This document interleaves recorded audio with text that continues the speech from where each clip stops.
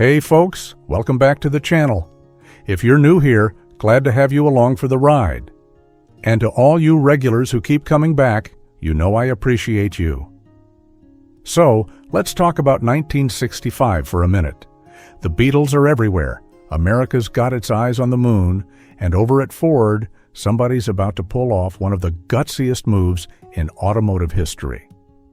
They took what was essentially a regular Galaxy, upgraded the interior with some nice carpet and a few wood grain touches, then looked America straight in the eye and said it was quieter than a Rolls-Royce. Here's the thing, they actually meant it, and they could prove it. The Ford LTD didn't just become another car in the lineup, it completely changed the game. This was Ford bringing real luxury, the kind of stuff you'd expect in a Lincoln, down to a price point where regular working folks could actually afford it. The other manufacturers? They were caught completely flat-footed. Within months, everybody was scrambling to copy what Ford had done. Today, we're going to walk through 13 facts about the Ford LTD that most people have never heard. Some of this stuff will surprise you. Some of it might even shock you, but all of it shows why this car mattered so much. So let's get into it. Fact 1. The LTD name. Mystery that Ford never solved. Here's something that'll drive you crazy. Nobody, not even Ford, officially knows what LTD stands for. For nearly 40 years after production ended, the meaning remained unexplained. The most popular theories? Luxury trim decor, or simply limited. Ford Australia later claimed it meant Lincoln-type design to capitalize on Lincoln's luxury reputation, but Ford North America never confirmed any of these explanations. Car enthusiasts have debated this for decades. Some automotive journalists even suggested the letters meant nothing at all, just 3 impressive-sounding letters that rolled off the tongue and looked good on the trunk lid.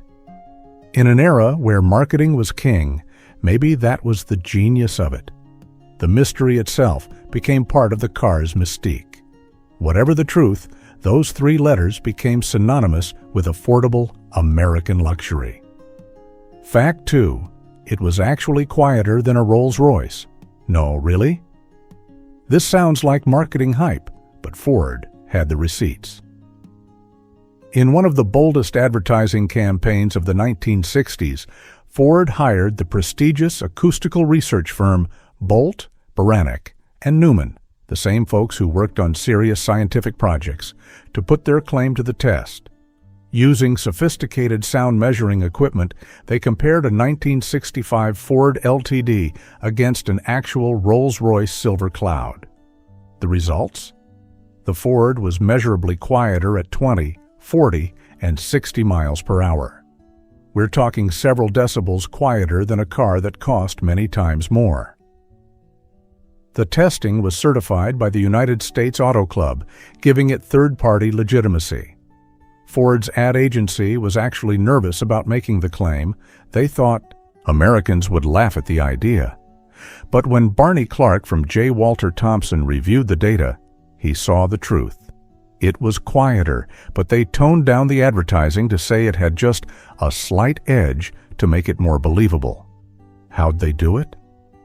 The 1965 redesign featured an innovative perimeter frame that was engineered to be both stiff and flexible in the right places, absorbing vibrations before they reached the passenger cabin. The body only mounted to the frame at carefully selected low-vibration points. Add in layers of sound-deadening material, new mounting techniques, and that revolutionary coil spring suspension, and you had a sedan that genuinely out-hushed the pinnacle of British luxury. Fact 3. It created an entirely new market category and killed the competition. Before the LTD, the automotive world had a clear hierarchy. You bought a Chevy, Ford, or Plymouth if you wanted economy. If you wanted something better, you stepped up to Buick, Oldsmobile, or Mercury. At the top sat Cadillac and Lincoln. Everyone knew their place. Then Ford threw a grenade into this neat little system. The LTD offered luxury features previously reserved for premium brands, but at a Ford price. We're talking power windows, plush interiors with actual wood veneer, and that ultra-quiet ride for just a few $100s more than a standard Galaxy. The result? Ford sold over 105,000 LTDs in that first year alone. Chevrolet panicked. By February 1965, just months after the LTD's debut, they rushed out the Caprice as a mid-year addition. Plymouth followed with the VIP. Even American Motors jumped in with the Ambassador DPL. Everyone was scrambling to offer their own bargain luxury model. But here's the darker side of this success. The LTD helped kill the medium-price brands. Why pay more for a Buick or Mercury when you could get nearly the same luxury in a Ford or Chevrolet? Over the following decades, these middle-tier brands withered and died, unable to justify their premium prices. The LTD didn't just succeed, it fundamentally restructured the American automotive marketplace. Fact 4. Hidden headlights were a maintenance nightmare. One of the coolest features on the 1968-1970 LTDs was the hidden headlights. When you turned on the lights, vacuum-operated doors would swing up, revealing the headlamps behind the grille. It looked sophisticated, expensive, and downright futuristic.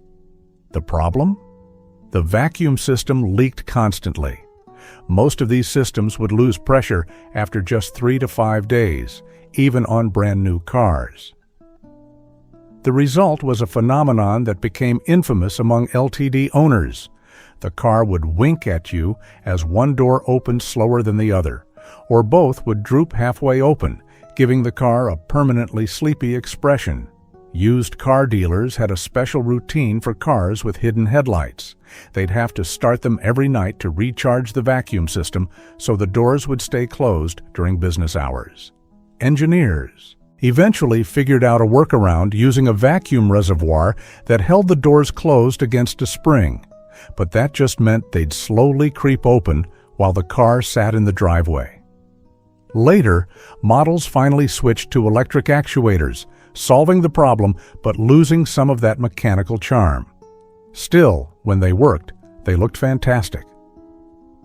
The hidden headlights became a status symbol on higher-end LTD models, distinguishing the Landau trim from lesser models through the 1970s. Fact 5. The LTD outsold the Caprice. By 2 to 1, here's a stat that surprises most people. In the early 1970s, the Ford LTD was absolutely demolishing Chevrolet's Caprice in sales. By 1973, Ford was producing over 414,000 LTDs annually, representing nearly half of all Ford's full-size car output. Meanwhile, Chevy was making just under 213,000 Caprices, barely 23% of their full-size production.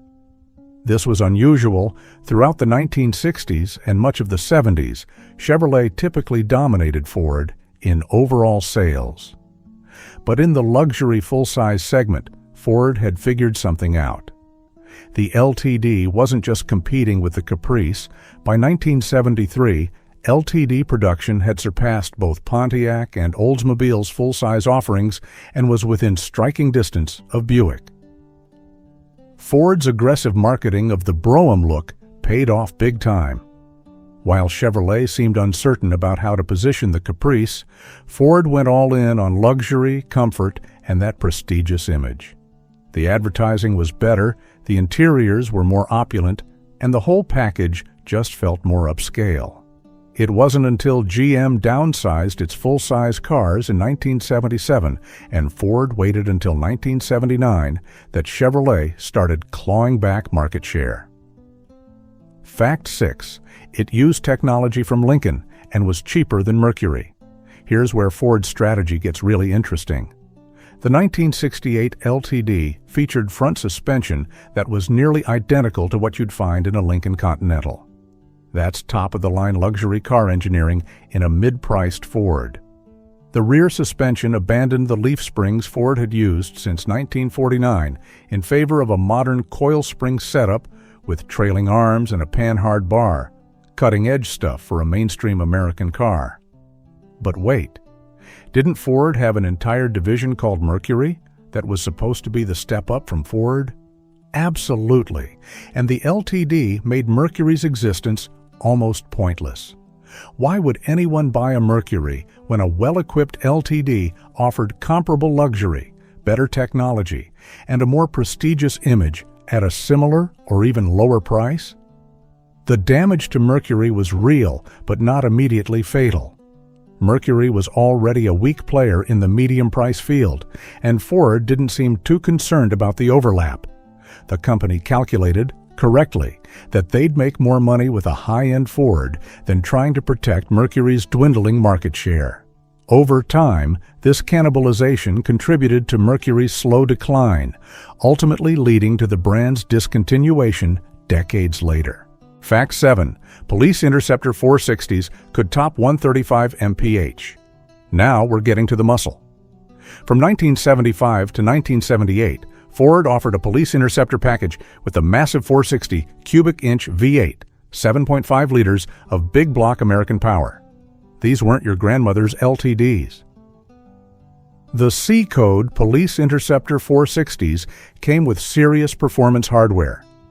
Better flowing cylinder heads, a higher lift camshaft, performance exhaust manifolds, and an in-tank electric fuel pump.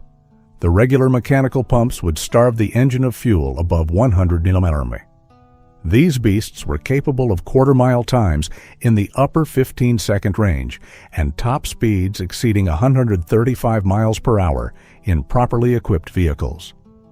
Highway patrol officers loved them. These cars could chase down anything on American roads in the late 1970s.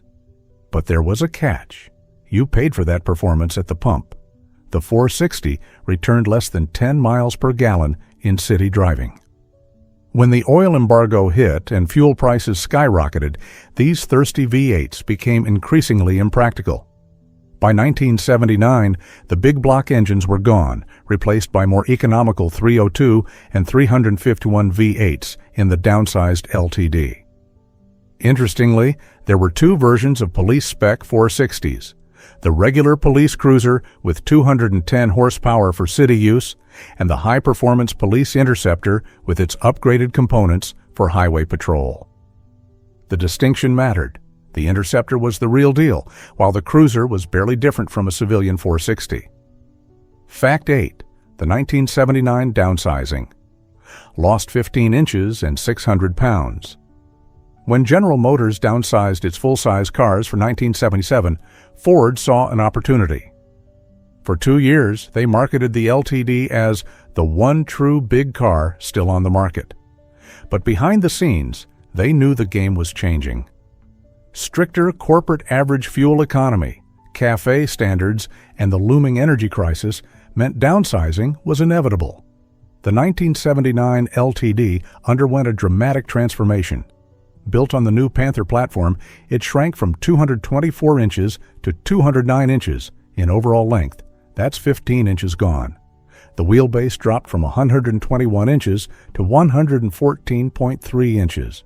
Most importantly, the car shed nearly 600 pounds of weight. Yet somehow, engineers managed to keep the interior space comparable to the previous generation. The big block engines disappeared entirely.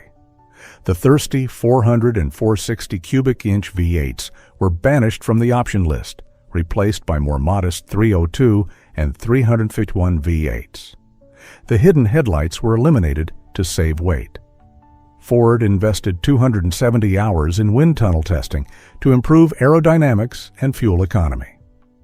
The result was an EPA rating of 14 miles per gallon in the city. Not great by modern standards, but a significant improvement over the previous generation. Traditional big car buyers initially accepted the change, and sales remained fairly strong at over 350,000 units in that first downsized year. The car was more maneuverable, more fuel efficient, and still offered that big Ford luxury feel. It was exactly what the market needed. In 1979, Fact 9, it was one of the best-selling American car platforms ever. Here's a number that'll blow your mind. Between 1969 and 1978, Ford and Mercury sold approximately 7,150,000 full-size cars based on this platform. That's nearly 8 million vehicles. To put that in perspective, this makes the second-generation LTD platform the second best-selling Ford automobile platform in history, beaten only by the legendary Model T. Think about that. A car that many people today have forgotten outsold almost every other Ford product in the company's long history. Only the Model T, arguably the most important automobile ever made, moved more units.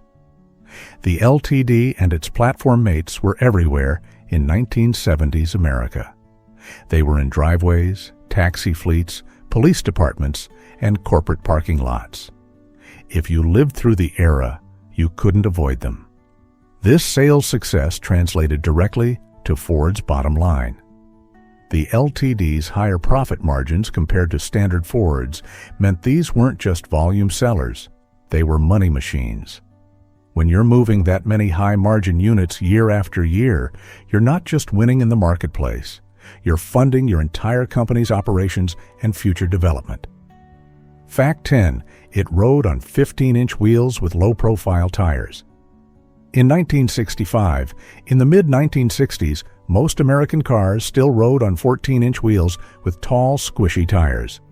But the 1965 LTD bucked the trend by featuring 15-inch wheels with lower-profile tires, technology typically reserved for luxury and sports cars. This wasn't just about looks. The larger wheels and lower-profile tires improved handling and contributed to that composed, planted feel that made the LTD feel more expensive than it was. Combined with the new coil spring suspension all around, the LTD delivered road manners that impressed automotive journalists who tested it. The innovative chassis engineering extended beyond just the wheels. Ford had studied how vibrations and noise traveled through the body-on-frame construction, identifying specific contact points where road noise would enter the cabin. They carefully engineered the mounting locations to minimize these resonances. The result was that whisper-quiet interior that became the LTD's calling card. Contemporary testers found the car handles very well for a 4,000-pound, 119-inch wheelbase automobile. That might sound like faint praise today, but in 1965, getting a car this big to handle decently was a real engineering accomplishment. Most full-size American sedans wallowed like boats. The LTD actually felt controlled and stable. Fact 11, the LTD2 was actually bigger than the full-size LTD. Here's where Ford's marketing got really confusing.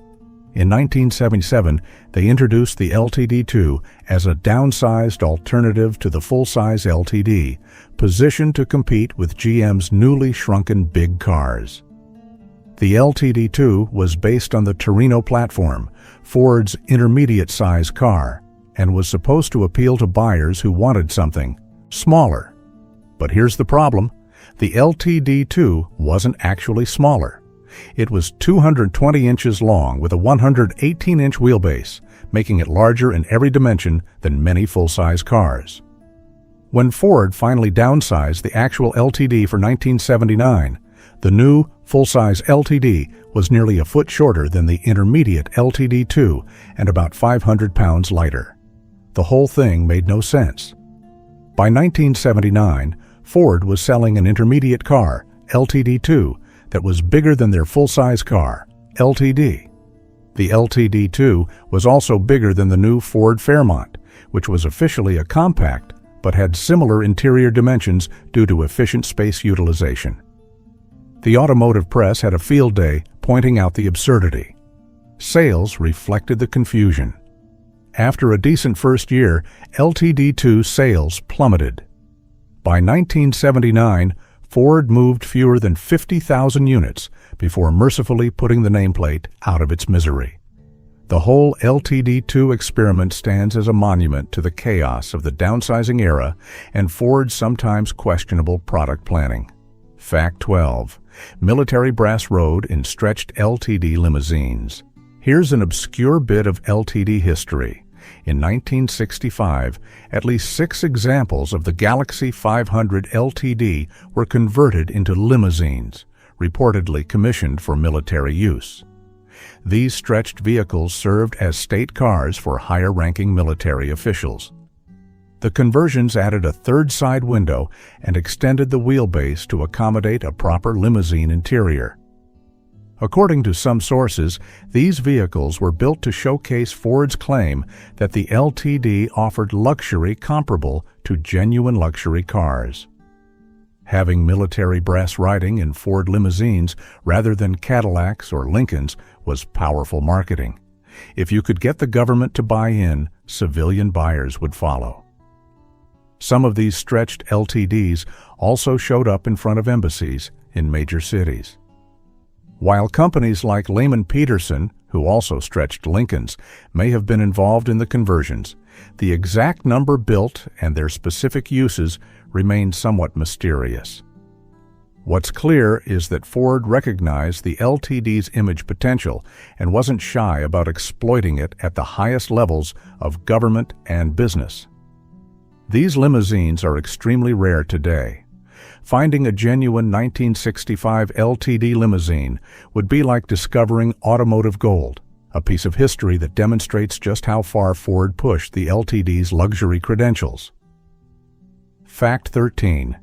Nearly 40 years later, we still don't know what LTD really meant. Let's circle back to where we started, because this fact deserves emphasis. 4 decades after North American production ended, Ford never provided an official explanation for the LTD designation. The company simply let the mystery stand. Various theories have circulated over the years. Luxury trim decor made sense from a marketing perspective. It described exactly what the car was. Limited suggested exclusivity, implying this was a special restricted production model, even though Ford built hundreds of thousands of them.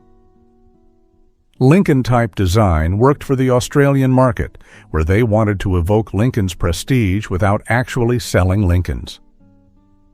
Some automotive journalists who were around at the car's introduction suggested that the letters were intentionally meaningless, just 3 impressive letters that sounded sophisticated.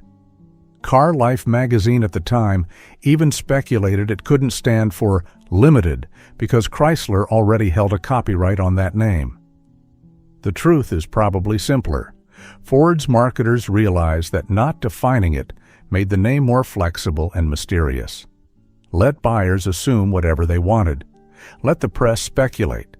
The ambiguity itself became part of the brand. In an era dominated by acronyms and initials, SS, GT, XL, GTO, 3 undefined letters that suggested luxury and exclusivity were pure marketing genius. Whether planned or accidental, that mystery outlived the car itself. Even today, LTD enthusiasts debate the meaning. And you know what? That's exactly what makes it memorable.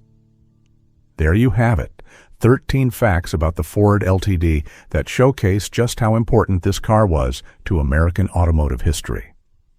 From revolutionizing the marketplace to confusing everyone with its naming schemes, the LTD left a mark that's still visible today in how we think about luxury, value, and what we expect from our cars. The LTD proved that luxury didn't have to be expensive, that engineering mattered as much as marketing, and that sometimes the boldest move is to democratize what was once exclusive. It changed everything, for better and worse, and the American automotive landscape has never been the same. Now I want to hear from you. Did your family own an LTD? Did your dad cruise you to Little League in a '68 with those winking hidden headlights? Did you learn to drive in a downsized '79? Drop your LTD memories and stories in the comments below. These cars defined an era, and your experiences help keep that history alive.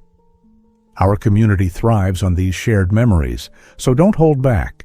Tell us your story. And if you enjoyed learning these shocking facts about the Ford LTD, help us out by subscribing to the channel and hitting that like button. It really does help us bring you more content like this, deep dives into the cars that shaped America. We've got more classic car secrets coming your way, so make sure you're subscribed so you don't miss a single episode. Thanks for watching, and until next time, keep those classic cars on the road and those memories alive. We'll see you in the next one.